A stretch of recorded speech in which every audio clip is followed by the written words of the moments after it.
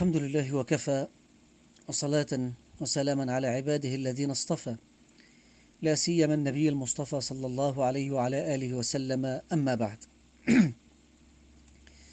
فقد انتهيت في المقطع السابق عند شبهها بالرافضي الزنديق السيد البدوي في سعيها أن تكون مجنونة مخرفة ليتم تجاهل أمرها حتى تتمكن وتتوغل بين النساء.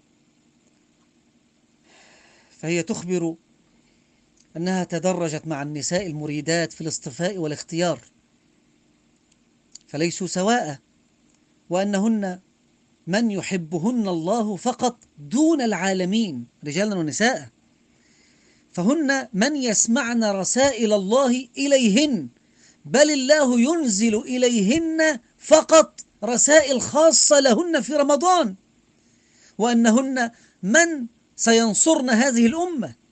فجميع علماء ضلوا بسبب كبرهم وعجبهم وأمراض قلوبهم، فأرسلها الله امرأة لتكسرهم وتقهرهم وتعلمهم أنهم أضاعوا الدين وخانوا الأمانة، وأنهم أوعية للعلم فقط وسيعذبون لأنهم لم يقوموا بالمهمة على الوجه المطلوب. فالناس عوام، والعلماء يتكلمون باللغة العربية الفصحى، والناس لا تفهمهم، فاستبدلهم بامرأة تتكلم بالعامية وأوحى إليها إلهاما. هذا في منزلة أولى. وأوحى إليها إلهاما، ثم تدرجت أنها تكلم الله ويكلمها بالعامية المصرية. هذه ميزة لمصر، أعوذ بالله من نقل هذا الكفر. وتشتم في البنات بشتائم قبيحة، كما يقال عندنا، يعني ألفاظ بيئة، كي تصل للناس بلغتهم، يعني بلسان قومها، أرسلت بلسان قومها بالعامية. حسبنا الله ونعم الوكيل. وسبق نقل كلامها في المقطع السابق، حيث قالت: كلامي مؤيد من فوق، ورسائل الله أو ورسائل ربنا ورسائل الرب لي كلها عكس طريقتهم، وأنت تأخذين عن الملائكة وربنا أرسلهم إليك. سبحان الله، الملائكة لهم صفات وأعمال، وليس منها هذه الخرافات والخزعبلات. وقد رددت بنحو ذلك على سائلة بين يدي هذا، ولتكن مقدمة بين يدي الرد. فالملائكة أجسام نورانية، خلقت الملائكة من نور، كما في صحيح مسلم من حديث عائشة، كلام النبي صلى الله عليه وسلم. وقد طهرهم الله من الشهوات، ولا يوصفون بالذكورة والأنوثة، ولا يتزاوجون ولا يتناسلون، وهي تصفهم عليها من الله ما تستحق، تصفهم بالإناث وتسميهم أم كذا وأم كذا. قال تعالى: وجعلوا الملائكة الذين هم عباد الرحمن إناثا أشهدوا خلقهم ستكتب شهادتهم ويسألون. الله ينكر على من يتهم هذه المخلوقات بأنها إناث وليست كذلك ذكورا. وقال تعالى: أفأصفاكم ربكم بالبنين واتخذ من الملائكة إناثا إنكم لتقولون قولا عظيما. ومن صفاتهم أنهم لا ينامون ولا يأكلون ولا يشربون، طعامهم التسبيح والتهليل والتقديس. قال تعالى عن ضيف إبراهيم إذ دخلوا: هل أتاك حديث في الذاريات: هل أتاك حديث ضيف إبراهيم المكرمين إذ دخلوا عليه فقالوا سلاما قال سلام قوم منكرون فراغ إلى أهله فجاء بعجل سمين فقربه إليهم قال ألا تأكلون؟ إنهم لا يأكلون. والله جل وعلا منحهم القدرة على التشكل في صورة البشر، كما ذهبوا إلى لوط عليه الصلاة والسلام وعلى نبينا أفضل الصلاة والسلام في صورة شباب حسان الوجوه، فخاف من قومه الذين يعملون السيئات والخبائث ويميلون لمخالفة الفطرة إلى الرجال الحسان، فقال لهم: فاتقوا الله ولا تخزوني في ضيفي أليس منكم رجل رشيد. ثم أخبرنا الله بعد ذلك بجواب الملائكة عليه، قالوا يا لوط إنا رسل ربك، رسل ربك إننا ملائكة. هو رآهم رجالا في صورة رجال شباب، وقومه رأوهم كذلك، وهو ضعيف ليس له بهم قوة ولا يأوي إلى ركن شديد يعني من الناس، والله جل وعلا هو ركنه الشديد. فإذا بالرد يأتيه يا لوط إنا رسل ربك، اطمئن، نحن ملائكة لن يصلوا إلينا ولن يصلوا إليك أبدا. وأمروه بمغادرة البلد وهكذا. وكما تمثل لمريم عليها السلام كما قال تعالى واذكر في الكتاب مريم إذ انتبذت من أهلها مكانا شرقيا فاتخذت من دونهم حجابا فأرسلنا إليها روحنا فتمثل لها بشرا سويا. وكان الملك يأتي النبي صلى الله عليه وسلم كثيرا في صورة دحية الكلبي وغيره. الملك هنا جبريل رئيس الملائكة الذي ينزل بالوحي. ففي الصحيحين عن عائشة أم المؤمنين رضي الله عنها أن الحارث بن هشام رضي الله عنه سأل رسول الله صلى الله عليه وسلم فقال يا رسول الله كيف يأتيك الوحي؟ فقال ووصف أمورا قال في ختامها وأحيانا يتمثل لي الملك رجلا فيكلمني فأعي ما يقول، فأعي ما يقول. وقد رأى كثير من الصحابة رضي الله عنهم الملائكة في صورة بشرية، ولم يتكلم أحدهم مخبرا الناس أنه ملك من الملائكة كالكذب هؤلاء.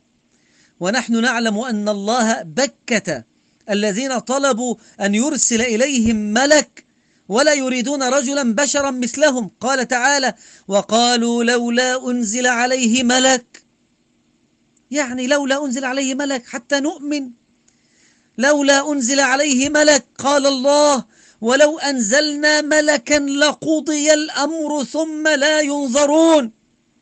ليس هناك مجال للدعوة ولهداية الدلالة والإرشاد، لا، نزولهم سيكون لقضاء الأمر لتنفيذ الحكم ولا ينظرون، لا يستطيعون مضيا ولا يرجعون.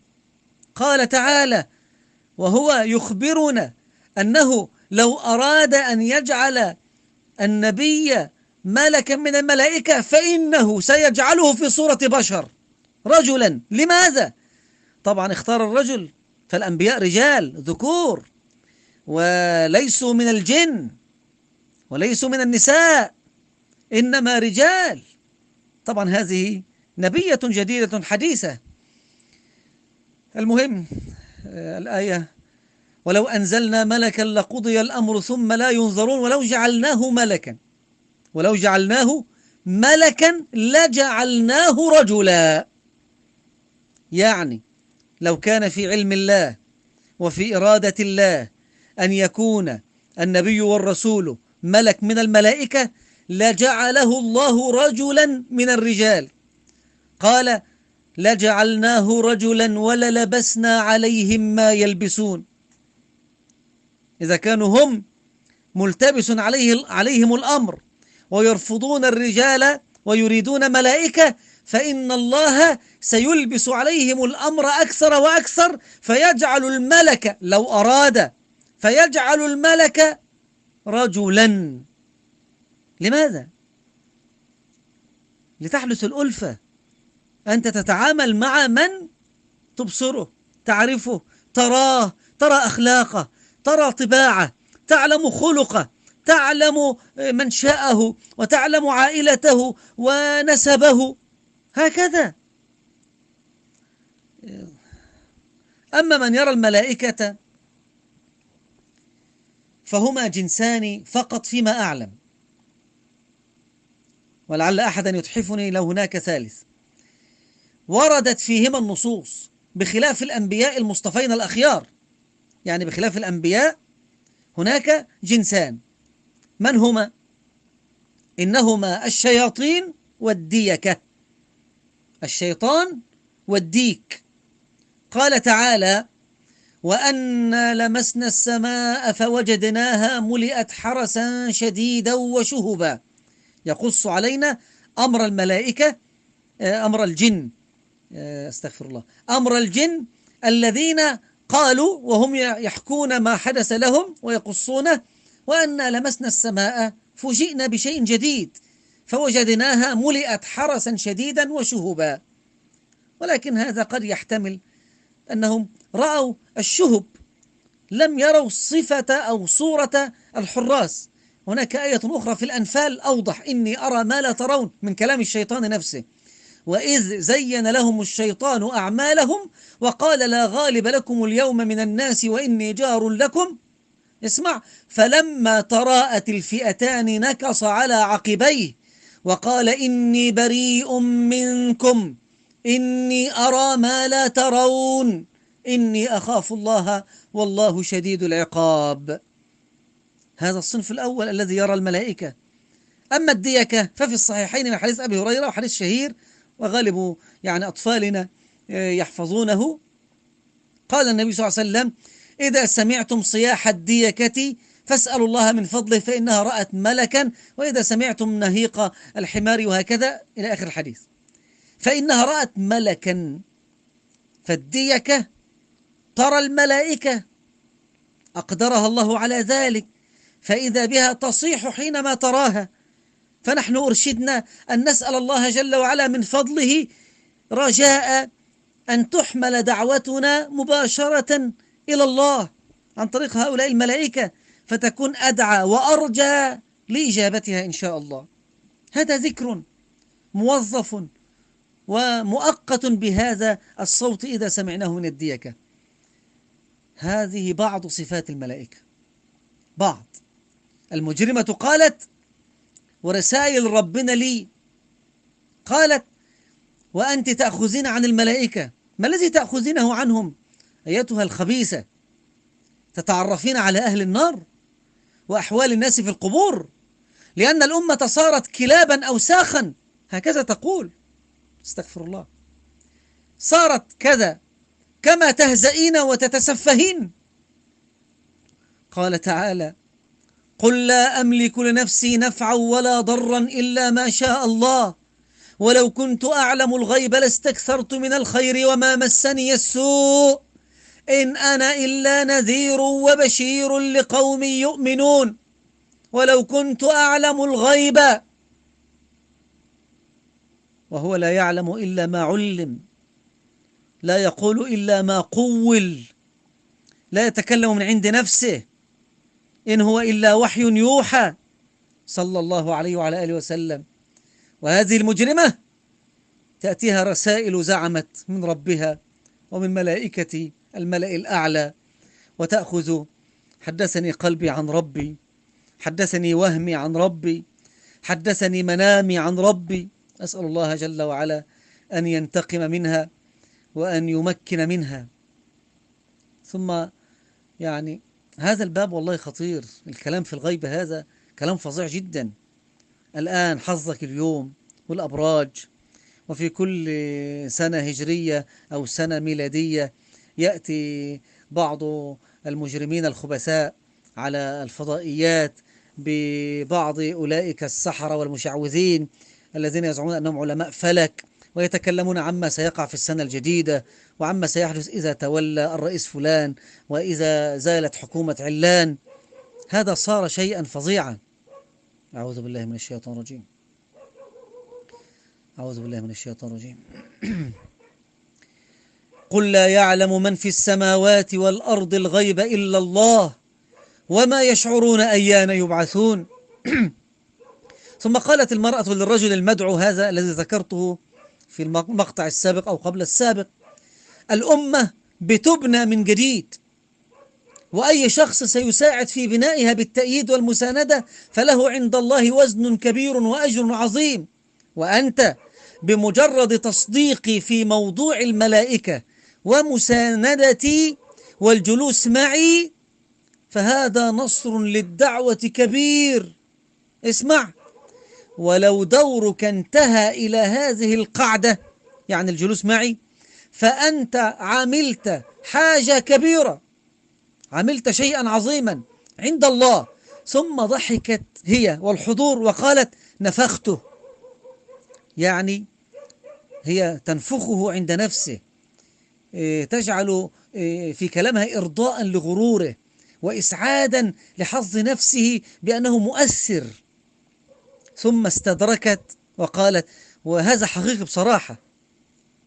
فزوجته الضالة التي أفسدته وجاءت به لهذه النبية المدعية الشقية، زوجته هذه كانت جالسة وتضحك معها ومع النسوة بمكسب زوجها للدعوة، فهي طبعا تقول: نفخته. هذا يوحي أنها كاذبة وكذبت على الرجل وقالت له كلام ليرضي نفسه. فاستدركت سريعا وقالت: هذا حقيقي بصراحة، يعني الرجل محترم، يعني كيف لا يكون محترما ورجلا صادقا، وقد أعطاها شقة تبلغ الآن 7 ملايين من الجنيهات المصرية، يعني كيف لا يكون؟ الله المستعان. وينفق عليها شهريا وكذا وكذا. والرجل هذا هداه الله، يعني هو مؤيدها في مدينة الرحاب. المهم، زعمت المجرمة الخبيثة أن رسالة من الله نزلت عن طريق الملائكة، أنه وزوجته تزوجا من جديد في نفس اليوم الذي التقت به وجلست معه حتى تناقشه وتخبره بأمر الملائكة حتى يسلم للشيطان الرجيم قياده. فكانت تدور في ذهنها تقول، لا أذكر الآن من الذي أو من التي قالت: هل هي زوجة هذا الرجل المستغل أم يدعى هشام وزوجته تسمى تقريبا داليا؟ لا أدري. هل داليا هي التي كان يدور في ذهنها أغنية بارك الله لكما، وتغني كما تغني النسوة في الأفراح على الدف: بارك الله لكما وبارك عليكما وجمع بينكما في خير. تقول: لا أدري هل هي الدجالة النبية المزعومة أم هذه المريدة الطائعة العمياء. فكانت تدور في ذهني أغنية كذا، ولم تفسر هذا الوحي والإلهام إلا بعد قبول هذا الشخص أو هذا الزوج كلامها، وقال أنه سيدعمها في أي شيء وكل شيء تريد. فقالت: هذا دور جديد لكما كزوجين في هذا الدين. ده التفسير بتاعها: هذا دور جديد لكما كزوجين في هذا الدين. قالت: ولكن العشيرة قالوا لنا عن طريق النبية المساعدة نهى: هذه علاقة جديدة وليس دورا فقط، بل أول أسرة ولبنة في المجتمع الإسلامي الجديد الذي نبنيه، فيجمع الله بينهما في علاقة جديدة. أنتم أول لبنة في هذا المجتمع، أول أسرة، حيث سار مع زوجته على طريق الأنبياء، وليس فقط أنه راض عن حضورها مجالس هذه الخبيثة، بل صار معنا مؤيدا وداعما. هكذا من فوق بتقول، هذا صار من فوق، يعني هذا وحي مباشر. وهذا طريقنا لجمع القلوب والأسر، وهذا طريق الأنبياء: ناس تدخل الدين وناس تعاديه في خطين معا. سبحان الله. مرضى نفسيون احتوشتهم الشياطين وأعطتهم دورا في مخطط نشر الفساد والكفر والإلحاد والزيغ والضلال بالعناد، تمهيدا وتوطئة لخروج الدجال الأكبر مسيح الضلالة. فالمرأة المفتونة بالمتنبئة دعت زوجها وأتت به ليدعم رسالة الضلالة، وهو يرى نفسه مقصرا مضيعا، فجاءته فرصة اهتبلها لضعف عقله فوق ضعف دينه وعقيدته، فاستغل الفرصة السانحة ليأخذ منزلة عظيمة كما نفخته، ليأخذ منزلة عظيمة في دين الزندقة الجديد. إنا لله وإنا إليه راجعون. وفي الصحيحين عن أبي هريرة قال صلى الله عليه وعلى آله وسلم: إنه ليأتي الرجل العظيم السمين يوم القيامة لا يزن عند الله جناح بعوضة. اقرأوا: قل هل ننبئكم بالأخسرين أعمالا الذين ضل سعيهم في الحياة الدنيا وهم يحسبون أنهم يحسنون صنعا أولئك الذين كفروا بآيات ربهم ولقائه فحبطت أعمالهم فلا نقيم لهم يوم القيامة وزنا.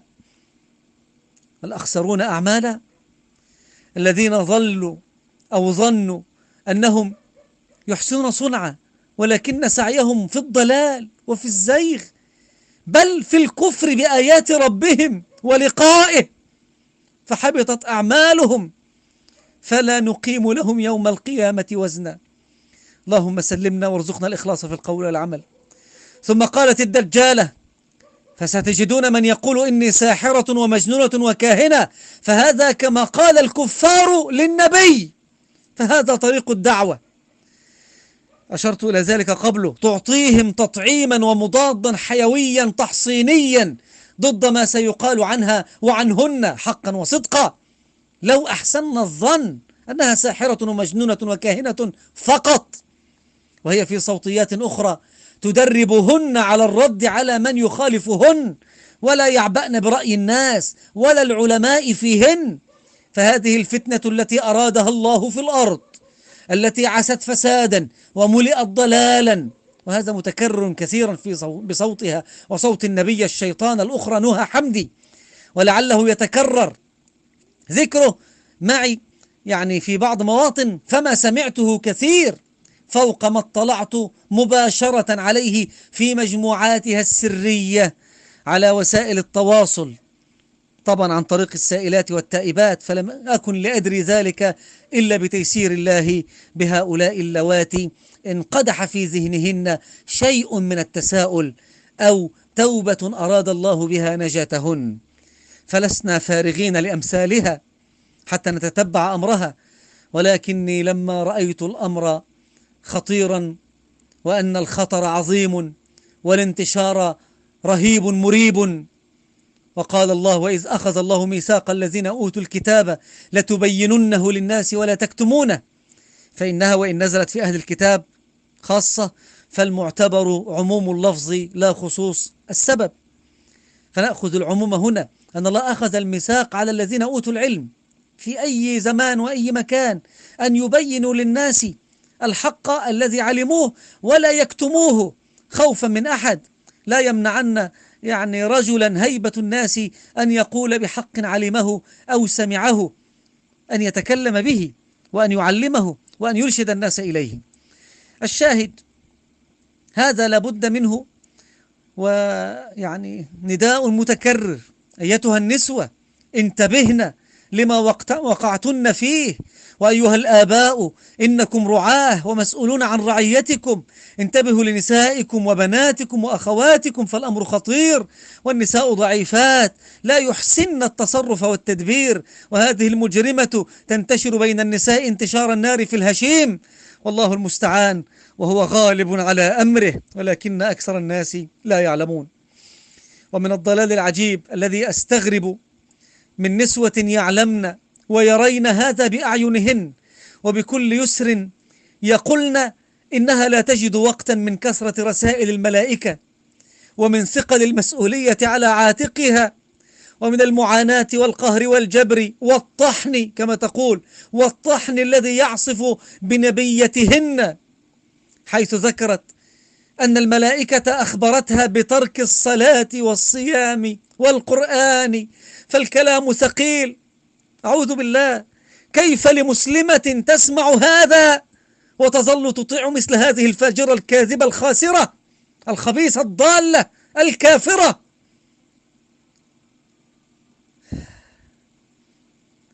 حسبنا الله ونعم الوكيل. رسائل الملائكة تأتي لتخبرها بترك الصلاة والقرآن والصيام. لماذا؟ تقول: فالكلام ثقيل عليك وعبء الدعوة متعب وثقيل، فهي تكتب طيلة الليل رسائل الله وتتعب في تحضير ما تعده من هذيان وخزعبلات تسميها دروسا وعلما ووحيا لتلقيها على مسامعهن. حسبنا الله ونعم الوكيل. فتركت الصلاة لتتمكن من ماذا؟ تتمكن من نشر هذا الفساد، لنشر هذه الدعوة الثقيلة، القول الثقيل، القرآن. تكثر من كلمة ثقيلة وثقيل كثيرا حتى توهمهن بأنها كالنبي صلى الله عليه وسلم تمام بتمام. إنا سنلقي عليك قولا ثقيلا. هي لم تأخذ قول، أخذت دعوة ثقيلة عظيمة. حسبنا الله ونعم الوكيل. اللهم لا تحرمنا من الهداية، اللهم اهدنا واهد بنا واجعلنا سببا لمن اهتدى. حتى صارت النساء يراعين شعورها وقت الصلاة، وهن يجلسن معها إذا أتى وقت الصلاة ماذا يصنع؟ يصلين في غرفة أخرى، فتقول إحداهن للأخرى: راعي الرئيسة الأم أو الريس الأم كما يسمونها. هذه المرتبة وصلت إليها حديثا يعني في عام 2020. أما في عام 2019 كانت لا زالت المعلمة. تقول إحداهن الأخرى: راعي الرئيسة، راعي الريس الأم. فهي أم الأمة جميعا كما وعدوها، كما كذبت أو كما صدقت الكذبة وتصدق نفسها. يقولن لا تصلين أمامها ولا تشغلن القرآن أمامها وفي وجودها، ويخاطبونها بضمائر المذكر الريس القائد وهكذا. وأحيانا سمعت قليلا بالمؤنث الرئيسة. بل وصل الحال أنها مرة أخطأت، هي تقول: أخطأت وقلت يا رب في دعائي فنهوني نهيا شديدا وقالوا لا تقولي هذا، فقلت ماذا أقول؟ قالوا لي قولي يا أبونا، هكذا بنحوها: يا أبونا، يا أبانا كالنصارى، يا أبانا الذي تقدس اسمك في السماء، أعوذ بالله من الكفر. أو يا هو، هي بتقول يا هو، يا هو، وتتكلم عن الله وكأنه صديقها وصاحبها. هو قال لي وقلت له وعمل وهيعمل. حسبنا الله ونعم الوكيل. أي عقل لدى هؤلاء. والنساء بعد صلاتهن، تقول المرأة التائبة: تسألهن المجرمة عن صلاتهن وكيف صلين، وأخبرنني عن عبادتكن، وتتدخل في نياتهن وخطراتهن، وتخبرهن بعدم قبول صلاتهن وأنها صلاة مردودة عليهن تكور وتلقى في وجوههن، فالصلاة ليست لله بل للنفس ولحظوظ النفس، وهذا الشرك شرك النفس. هذا الذي تركه الخائنون للدين من علماء السنة. لم نتكلم عن شرك النفوس، فلم يتكلم عليه أحد ولم يحذر منه أحد قبلها ولا رسول الله صلى الله عليه وسلم. فالنفس هي صخرة الصد بيننا وبين الله، فلا بد من كسرها وقمعها. فالملأ الأعلى، أعوذ بالله من نقل الكفر، أخبروها أن هذه الأمة لا تصلي لله بل للنفس، وأن صلاتهم جميعا مردودة عليهم، وأن كلهم من أهل النار. فحظ النفوس والكبر للنفس هو الشرك الخطير الذي بعثت لتحذر منه. فلو غضبت منها امرأة أو ردت عليها في أي موقف، يعني ضربتها بحذائها بالشبشب هكذا في الصوتيات، أحضروا الشبشب، وهو يعني ما يرتدى في القدم بإصبع أو بسير من الجلد، نعل يسير، ليس حذاء يعني يمسك القدم من جميع الجهات. ولكن تقول أحضروا الشبشب حتى تضرب به فلانة أو علانة. فإذا غضبت واحدة منهن أو ردت على شيء لم يقبله عقلها الذي مع العوام لا زالت لم ترتقي بعد إلى درجة هذه العلوم الكبيرة التي لا يطيقها البشر وهي ثقيلة، لو غضبت عليها امرأة أو ردت عليها فهو لحظ نفسها وشركها.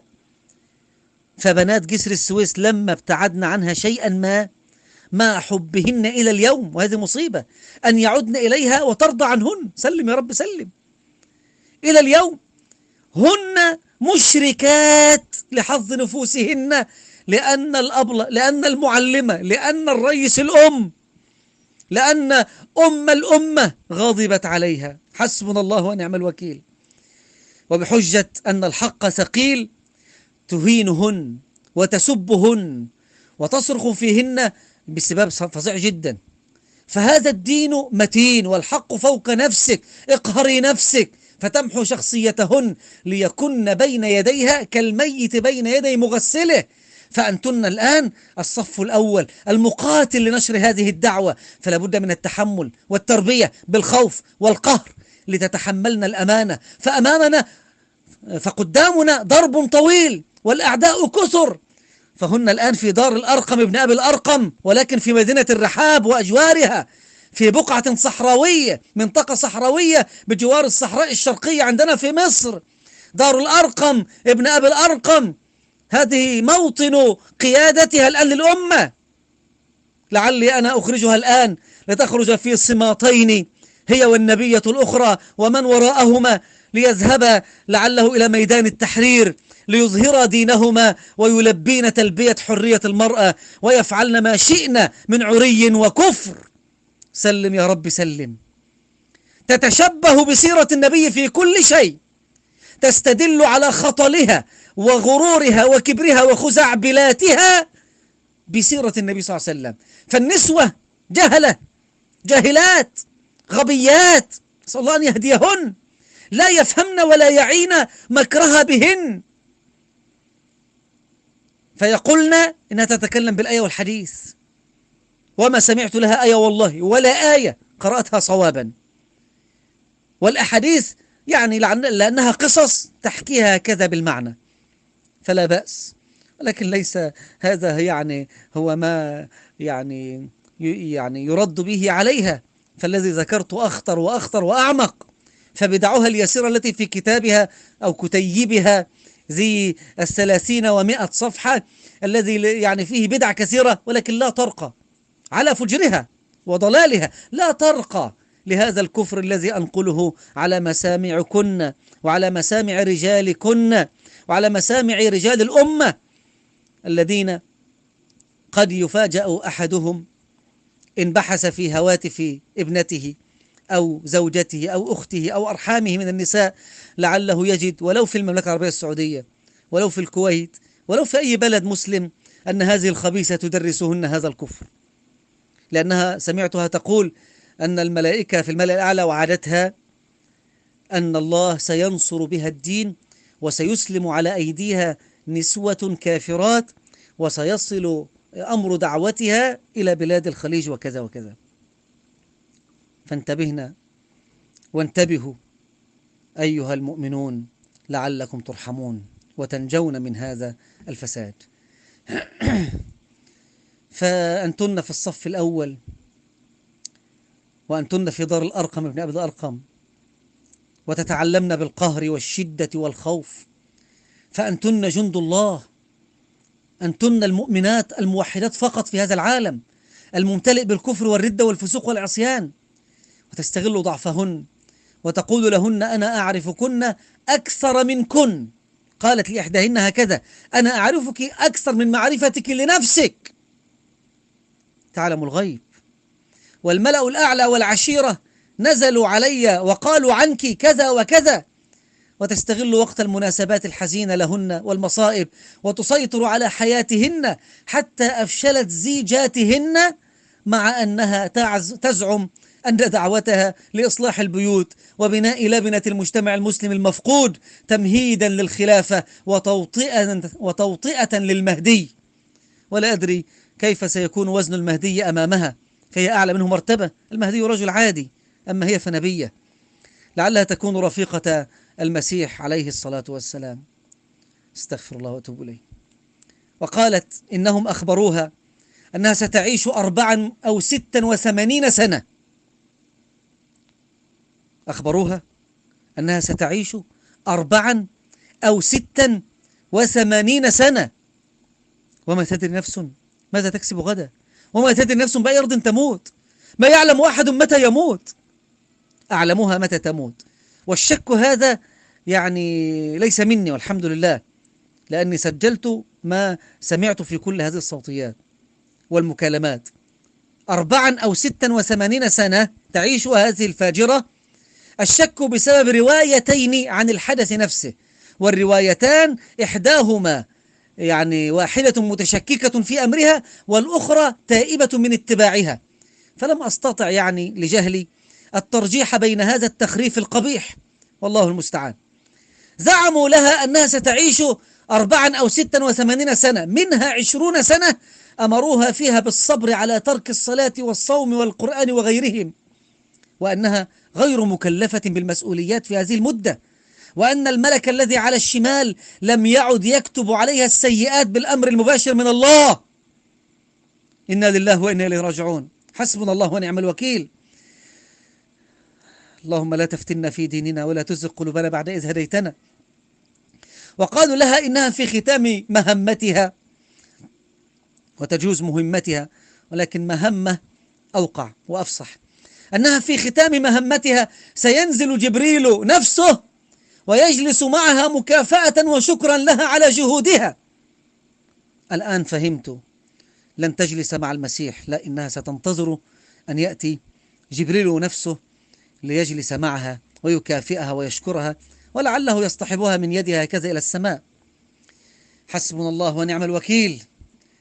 قالت إنهم بشروها بالجنة، ومعها يعني من البشريات عدة نسوة مختارات مجندات، وأنها ستشفع في من تشاء من المطيعات لها ليدخلن الجنة معها.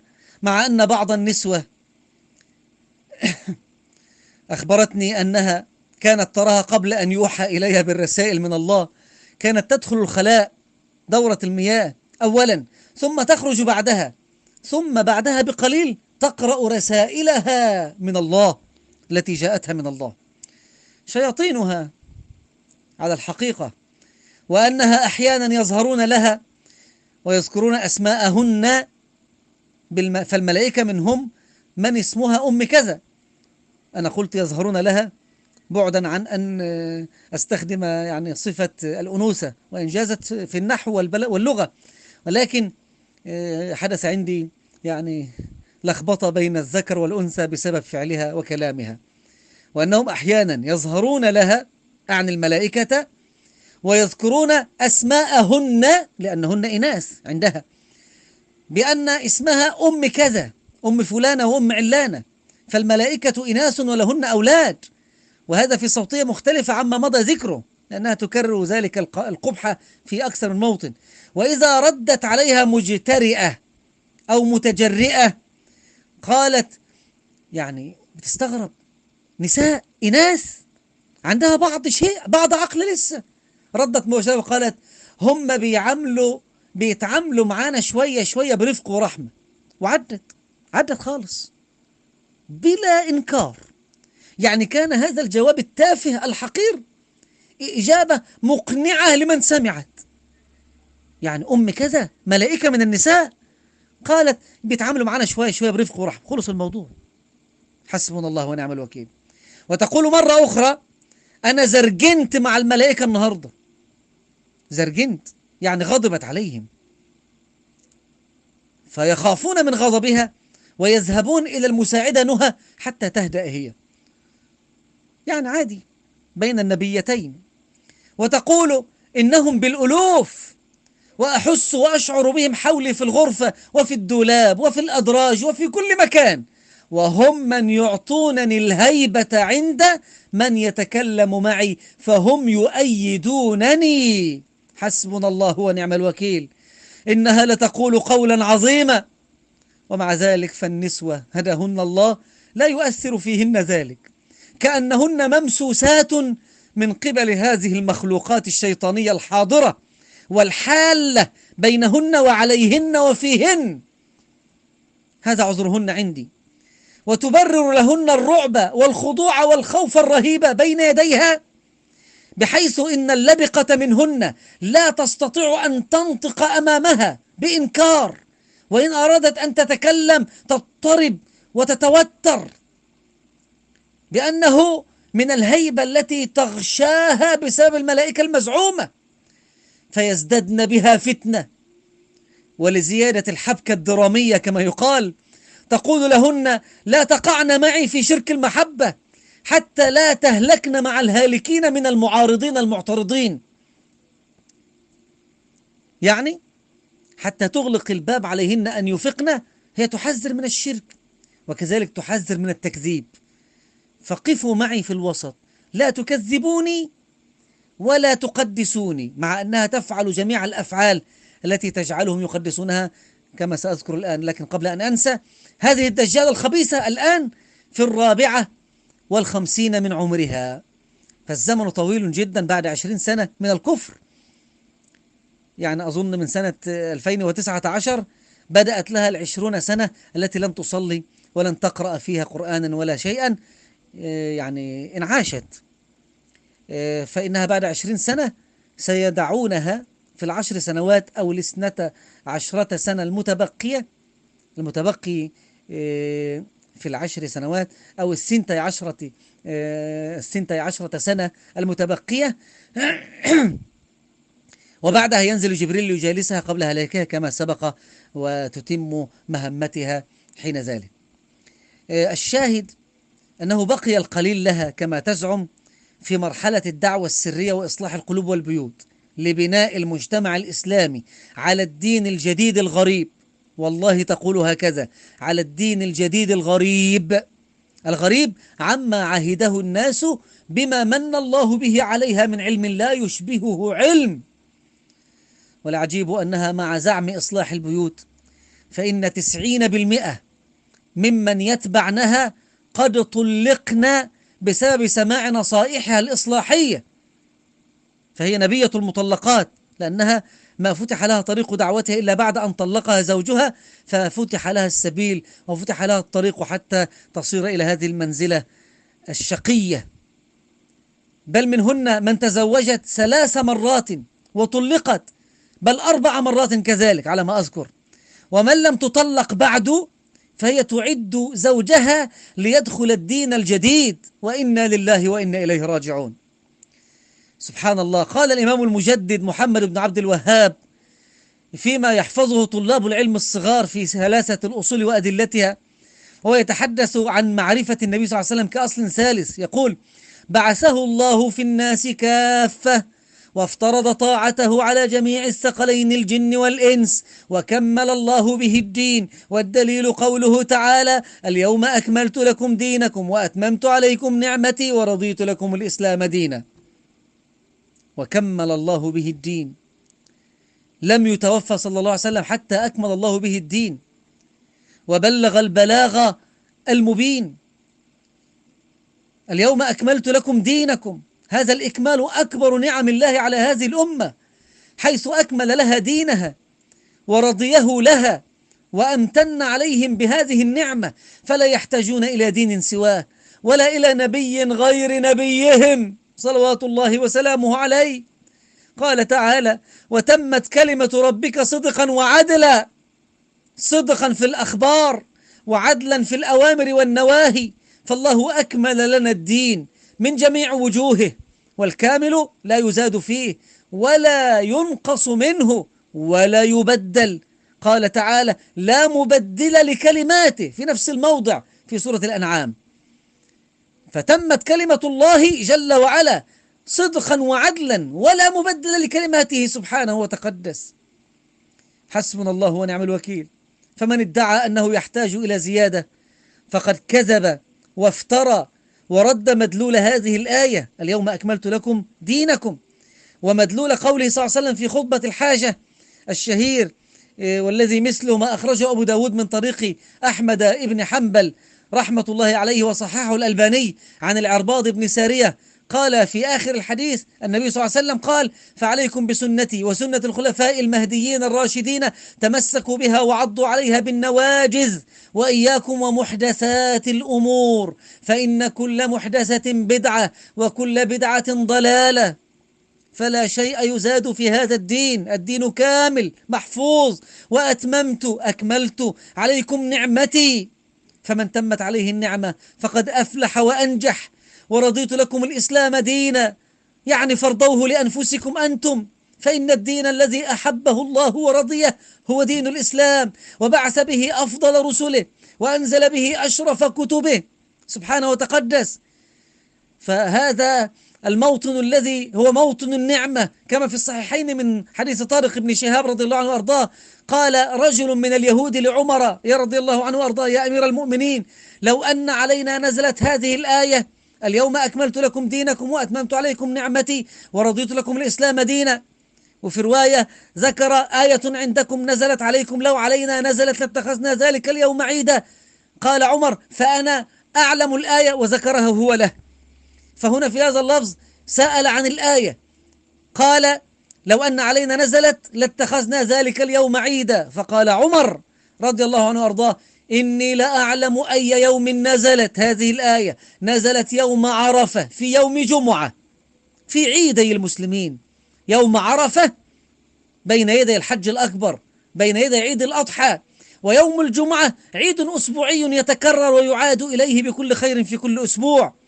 فهذا عيدنا أهل الإسلام أعني. أما هؤلاء الضلال عندهم عيد آخر، سلم يا رب العالمين.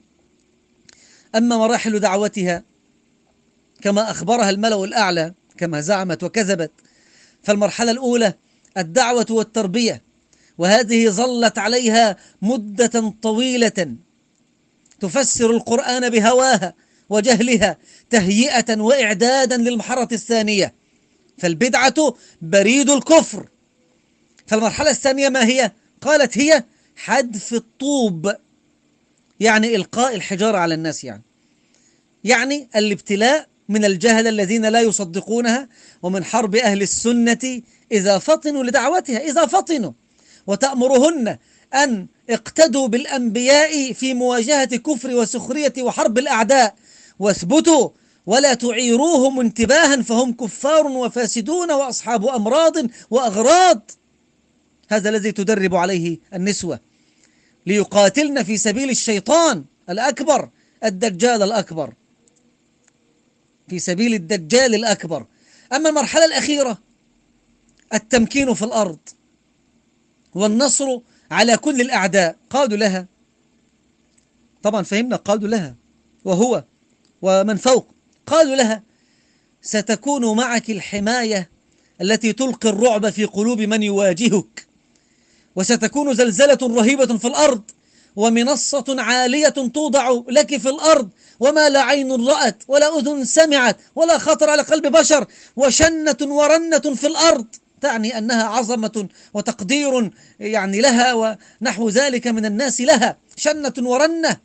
تقول: وترفعون على الرؤوس وحراس يحرسونك من الملائكة. قالت: وقالوا لي بعد أن رفعوني عنده، عند مين؟ عند الله.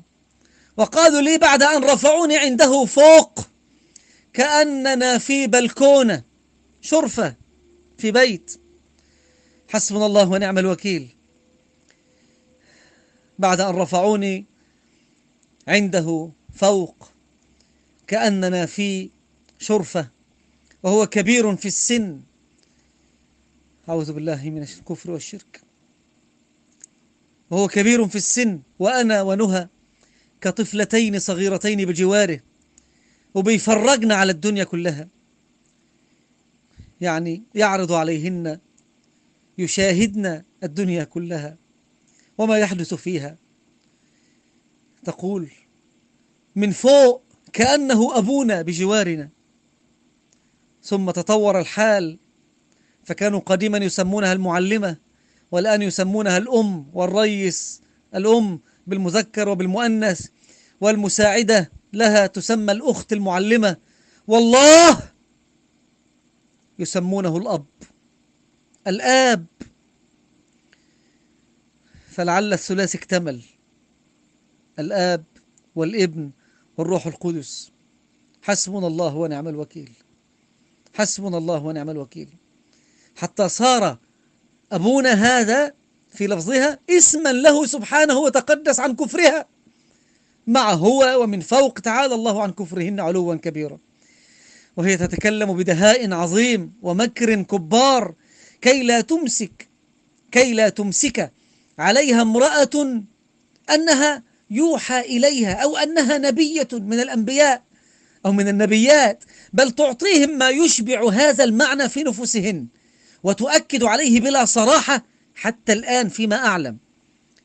إلا لقلة قليلة مقربة منها وخاضعة لسيطرتها، فتهيئهن لتقديسها وتعظيمها وتصديقها أنها سمعت الله جل وتقدس وتعالى عن ذلك، وأنه كلمها وأخبرها، وصلت إلى منزلة موسى الكليم، وأنه كلمها وأخبرها بغيوب ودخائل في النفوس، ومن ماتوا على غير الدين، ومن يعذبوا في القبور، والنساء المريدات تسميهن بالبنات والولاد، فهي الأم والله الأب، أعوذ بالله من نقل هذا الكفر. ومن طردتها لا تقبل عودتها أبدا من جديد، كما غضبت على بنات جسر السويس. أسأل الله أن يهديكن وأن تفقن إلى رشدكن، ولا تعدن حزينات على طردها لكن، وتتمنين أن تذهبن إليها بأي طريقة، تنتظرن الرضا. أسأل الله أن يهديكن وألا يقبضكن على هذا الكفر والشرك. تتهمهن بأنهن من أهل النار من طردن، ولن تكون واحدة منهن من أهل الاصطفاء الخلص لديها، ممن تعدهم ليكونوا أتباعها للجهر بدعوتها ومواجهة الكفار والمرتدين. وأنها كانت في البداية يقال لها: لا تخبري أحدا بأمر الملائكة واصبري، وقت التربية وقت الدعوة السرية المحدودة في أفراد معدودة. ثم قالوا لها: إن الأمر سينكشف ويتسرب قليلا قليلا.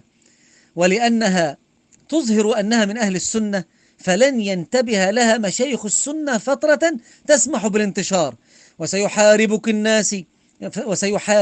الناس أنك ضالة كاذبة في أمر الملائكة، وسيقف معك ناس ويعظمونك ويتعلقوا بك ويحدث لهم شرك المحبة، فهؤلاء وهؤلاء في النار. وهذا الكلام متكرر وهو من دهائها، أسأل الله العافية. ومن ذلك تقبل هي منهن كل سمات التعظيم والتقديس، من تقبيل اليد بل والرجل. كانت تقول: تلحس رجلي، وذكرت لي تائبة وكانت والله حزينة وتبكي، أنها كانت ممن يتمسحن بها ويخفن من الحرمان، الخوف من الحرمان. سأحرمكن، يجعلهن ذلك يتمسحن بلمسها وبالشرب من مكان شربها ونحو ذلك، وهي تسكت عنهن وترضى بذلك، ما أنكرت مرة. ثم قالت أنه سيحاربها بعد الانتشار علماء السنة، ولكن هيهات هيهات، فسيكون التمكين والرفعة والحراسة من الملائكة، والمنصة العالية قد نصبت لها في الأرض، فلعلنا ندركها قبل ذلك. ثم بعد ذلك لها درس اسمه رسالة من الإله، تتكلم عن الله وتقول: قال لي كذا وكذا بالعامية، وهن يكتبن ويحفظن. اكتبوا يا أخوات، اكتبوا يا بنات، هذا وحي الله إليكن أنتن، انظروا إلى فضل الله عليكن، يكلمكن أنتن بنفسكن. وأنا والله ما كنت أظنها إشارات لي أنا ونهى، ولكني عجبت واندهشت لما علمت أنه يخصكن بالنداء، لقد صرتن في منزلة عالية. أعوذ بالله. وهن يكتبن ويسجلن خلفها بالكتابة ويحفظن، وفيه شتائم للعصاة بأسماء الحيوانات، وسبق الإشارة لذلك، وبأقبح الألفاظ السوقية. ثم تقول هكذا: قال لي بالضبط، وأنا مالي، هو اللي قال لي، بالألفاظ السوقية، الله هو الذي قال الألفاظ القبيحة هذه. حسبنا الله ونعم الوكيل. وتزعم أنهما، هي والمساعدة، الطريق الوحيد لدخول الجنة، فهما الموحدتان، ومن ليس وراءهما في الجحيم. بل لما مات العلامة حسن رحمه الله كما سبق وأخبرت، أخبرت أنه في قعر الجحيم، فقد كان قد بدعها فقط، أو حكم ببدعية ما هي عليه. أظنه لو بلغه ما بلغني فإنه يقينا سيكفرها، مع أنه معروف عنه الحلم والصبر وعدم الكلام إلا بعد مشاورة جميع إخوانه من العلماء والمشايخ رحمة الله عليه، وهذا من دأبه ورحمته وأدبه. لعل المخطئ يتوب أو يصلح مثلا. فهي عادته رحمة الله عليه، أسكنه الله الفردوس الأعلى وألحقنا به مع النبي المصطفى في أعلى عليين. فالملائكة أخبرتها بما سيكون معها من المجندات لنشر هذا الدين والدعوة، وبمن سيحاربها ويقف ضدها، وسمت بعض مشايخ مصر السلفيين، وسيحاربونها غيظا وحنقا وحقدا وحسدا لها، أن الله حباها وأعطاها ما لم يعطهم لتفريطهم وزيغهم وخيانتهم لدينهم ودعوته جل وعلا. حسبنا الله ونعم الوكيل. ولا أدري كيف فاتهم إخبارها عني وبما علمته عنها في هذه المدة الآنفة، لعلهم سيخبرونها بعد نشر هذا التحذير. شر البلية ما يضحك. وتقول: وأنا مقهورة بهذا الأسلوب، فوصف لحال الأمة، هم من كتبوه لي، يعني كتبوا لها هذه الأمور في كراسات الملائكة. تقول: كتبوه لي أو أملوه علي. حسبنا الله ونعم الوكيل. أنا مقهورة من الله بتصرفات حتى ولو بالمعاصي، يقهرني أن أعصي ليعلمني ويخبرني بعلم جديد. عندما أسمع أغاني مثلا أو أشاهد أفلاما ونحوها، فهذا لتعليمي شيئا، وتأتيني رسالة عقب الفعل الذي قهرت وأجبرت عليه.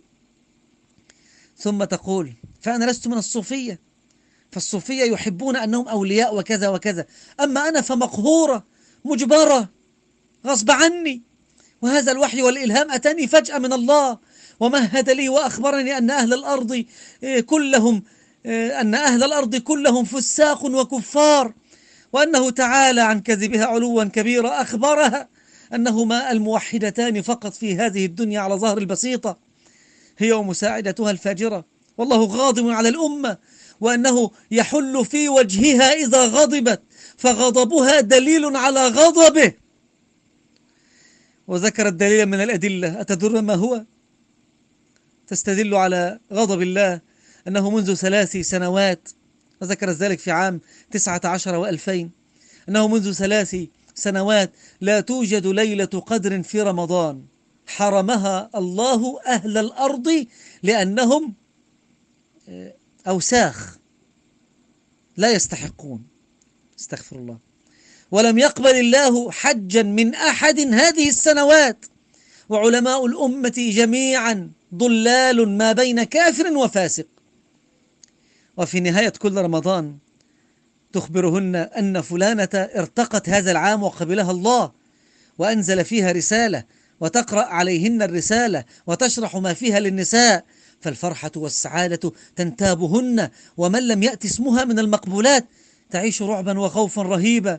يعني أنا لم أقبل حتى الآن، وتسيطر على النساء خاصة علية القوم، ومن أزواجهن كذلك ذو الوجاهة والأموال والمناصب للتمكين لهذه الدعوة الخبيثة.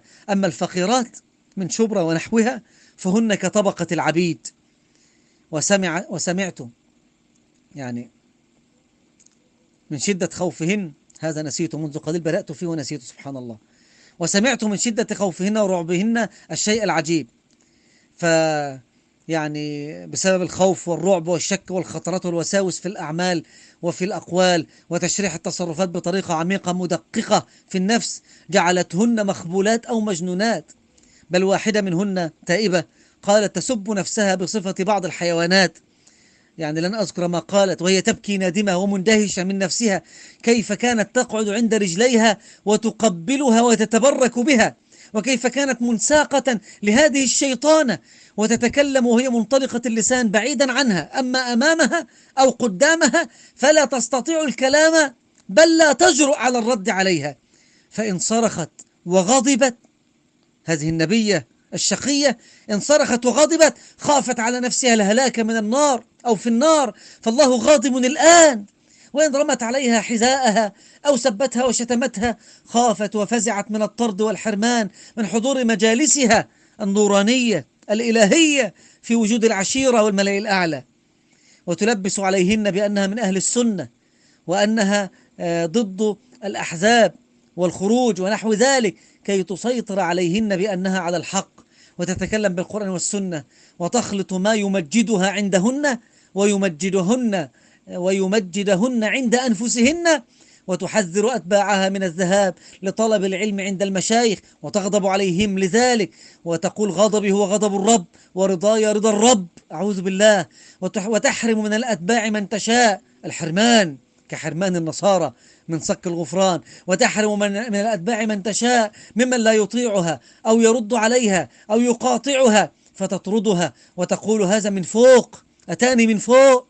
والمريدات منهن من ضعفت وظلت معها خوفا من النار تارة، أو ضعفت وخوفا من أم الأمة تارة، وخوفا من التسلط عليها من بقية البنات تارة، فإنهن لا يتركنها، فأسرار بيوتهن ومعاصيهن وكل شيء يتعلق بأسرهن معلوم عند المعلمة الأم والمعلمة الأخت، وهذا بسرد النساء ذلك لها لتحل مشكلاتهن، أو بمعرفتها هي من جهة رسائل الإله الفاضحة والكاشفة لمكنونات القلوب وسرائر الضمائر، وإنا لله وإنا إليه راجعون.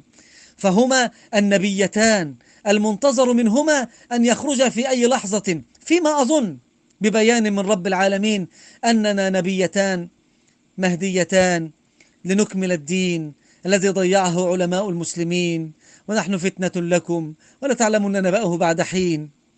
الله المستعان.